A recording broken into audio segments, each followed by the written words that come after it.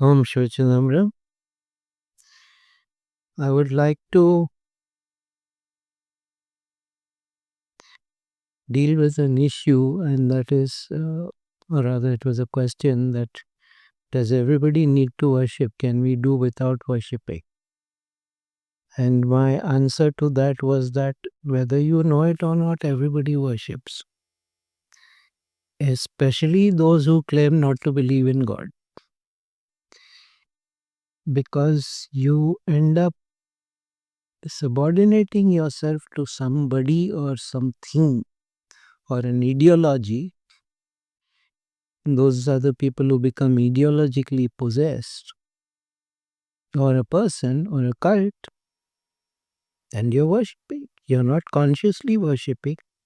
It's so much better to worship a real devta, a devta that has endured for thousands of years, a devta in a tradition and a culture like India, which has endured for now at least 6,000 years. It is much better to worship something like that than to start worshipping some kind of new fad. In India, I would say in Bharat, it is not Bharat now, it is India. So in India, there is a psychological difference between the two states. Bharat is a spiritually, traditionally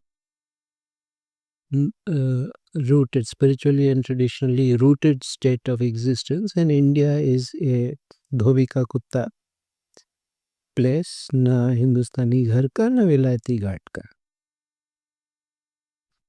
And most of what is in the public today is India. So that's, and over there you will find that there is a lot of rejection of traditional modes of worship, and then they go and they become worshippers. One of the greatest blunders that we have intensified since the early 20th century is Vakti puja, worship of the individual, where we project all sorts of imaginary virtues onto people who are deeply flawed humans and not at all deserving of any adulation, leave alone worship, but we worship them. And we give them all sorts of labels, which also they do not deserve. Even the respect that should be given to gurus and to great masters and great siddhas are now given to politicians and movie stars and cricketers. And in the Mahabharata, when Krishna is under siege from Jarasandha, and the first thing they do is they send all the actors out of the town. Because we don't want such disruptive elements in our society. But okay, that's another story for another time. Though the wisdom of that has never, actors were always made to live on the edge of the town. They were not allowed to mingle with the rest of us. Okay. So then you can see that there are so-called atheist ideologies, and they are the worst personality cults. Yeah. They are supposed to be atheists. They reject all the old traditions. They reject the old gods. They believe that to be casteism and whatever. And they are prostrating in front of their leaders. And they actually invent something called a politician shirt where the pocket is see-through. So you can insert the picture of your leader. And wherever you go, rather like the Bhagwan you put on your car dashboard, wherever you go, people can see that, you are subordinate to this person. Yeah, so they do not understand that they are being worshipful. Communism, wherever communism took over a country, it immediately became a cult of the leader, and the deification of the leader and deification of the theology of whatever the leader said, it became scripture. This is an invariant pattern. It has never changed, it never will change. Right now, it is playing out in North Korea, where the Kim family is it's now been 3 generations, and they are regarded as superhuman beings, not of mortal clay, and all the great achievements of the world are ascribed to them. And it's absolute nonsense, but because they have complete control over the system of the media of every aspect of life, therefore people start believing these things. In China, there was a brief periods. They used to have brief periods where they would allow people to come in. So during the time of Chairman Mao and his red book, which was his scripture, everybody would carry a copy of the red book. And so one foreign journalist said that wherever they went, no matter what question they asked, it could be about anything. What is the production of the factory? How long has this been there? What is how is this? What is the education? It just did not matter what the topic. The answer would immediately and inevitably begin, thanks to the leadership of Chairman Mao and the Chinese Communist Party. So he said he had heard this phrase hundreds of times a day until he was hearing it in the sound the wheels of the train make as they were traveling from one city to another, thanks to the leadership of Chairman Mao and the Chinese Communist Party. And it was not any different under Stalin. When Stalin said something applause worthy, they would all start clapping, and he actually had to have a bell installed to tell people not to stop, to tell people to stop clapping. Because in Solzhenitsyn's book, The Gulag Archipelago, there is an incident where people started clapping and then nobody wanted to be the first to stop clapping. So they clapped for 13 years until finally one very old Communist Party member stopped. The next day he was arrested, his family was arrested, they were all sent to Siberia. And the person making the arrest said, "You should not be the first to stop clapping." Now, how is this any different from some kind of Sikh religion, some kind of Sikh cult? Because he is being punished for blasphemy and perhaps apostasy. So, in many, many, many ways, I would regard that the single greatest problem that India had from the 20th century onwards is Vakti puja.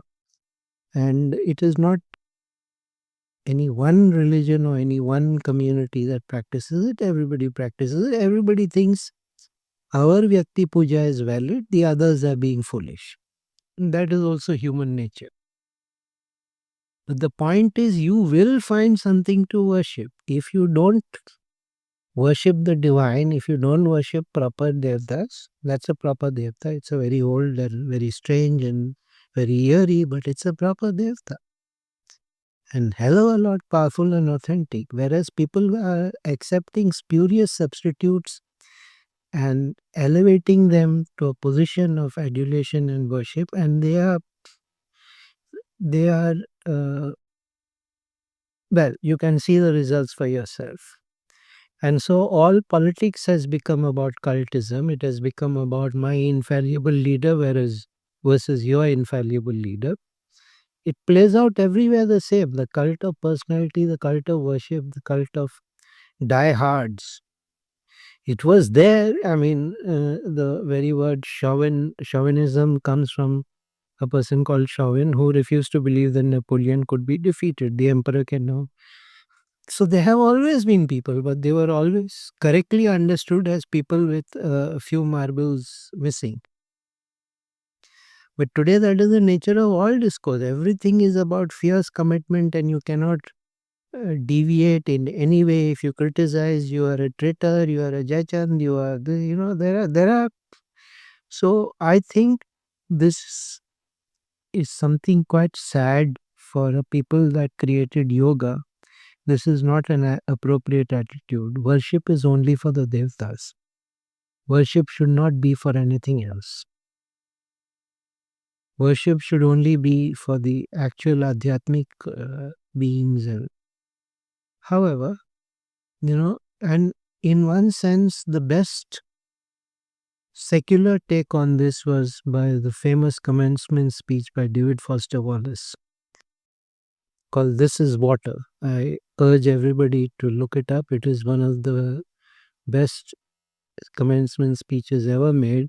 And in one of the segments towards the end, he explicitly deals with this false worship. I'll read it out. It's so good. Because here this is what he says. This, I submit, is the freedom of a real education, of learning how to be well adjusted. You get to consciously decide what has meaning and what doesn't. You get to decide what to worship. Now you see the sentence, you get to consciously decide what has meaning and what doesn't. You get to decide what to worship, is a yogic sentence. That is Viveka. That is a sentence of Buddhi. Because here's something else that's weird but true. In the day to day trenches of adult life, there is actually no such thing as atheism. There is no such thing as not worshipping. Everybody worships. The only choice we get is what to worship. And the compelling reason for maybe choosing some sort of god or spiritual type thing to worship, be it GC or be it Yahweh or the weekend mother goddess or the Four Noble Truths or some invaluable set of ethical principles, is that pretty much anything else you worship will eat you alive. If you worship money and things, if they are where you tap real meaning in your life, then you will never have enough. Never feel you have enough. It's the truth. Worship your body and beauty and sexual allure, and you will always feel ugly. And when time and age start showing, you will die a million deaths before they finally grieve you. On one level, we all know this stuff already. It's been codified as myths, proverbs, cliches, epigrams, parables, the skeleton of every great story. The whole trick is keeping the truth up front in daily consciousness. Worship power, and you will end up feeling weak and afraid, and you will need ever more power over others to numb you to your own fear. Worship your intellect, being seen as smart, and you will end up feeling stupid or fraud, always on the verge of being found out. But the insidious things about these forms of worship is not that they are evil or sinful, is that they are unconscious. They are default settings. Yes, to be unconscious is the greatest catastrophe from a yogic consciousness. These are the kind of worship that you just gradually slip into day after day, getting more and more selective about what you see and how you measure value without ever being fully aware that's what you're doing.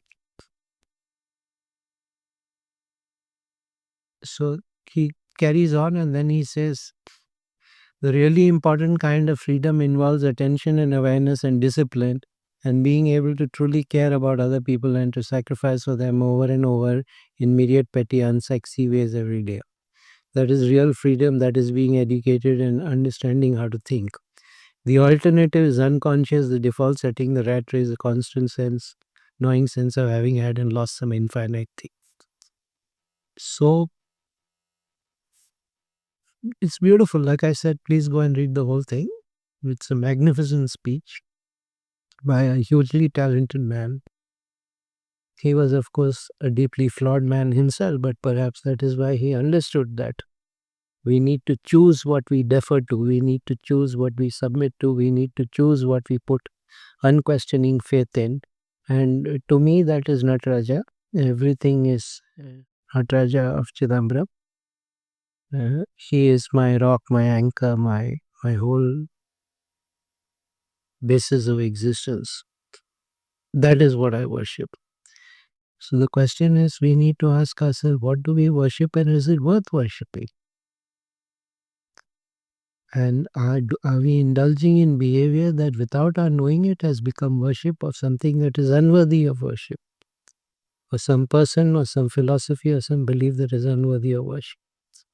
So there's a lot to think about, and this is not something trivial. Everybody thinks, we won't fall into those, but you do. As you can see, it's very easy to fall into those. And if you're lucky to be in a country with a reasonable amount of personal freedom, especially in a country which gives absolute freedom to worship, even if it doesn't give absolute freedom of speech, though even that is being lost, that is being eroded today. India is pressing on Bharat and taking away valid and traditional modes of worship in the belief that they do not serve modernity, which is just about the most absurd and foolish thing I can imagine. So yeah, there's a lot to think about there. What do we worship and why? Sarvam Shivamyam.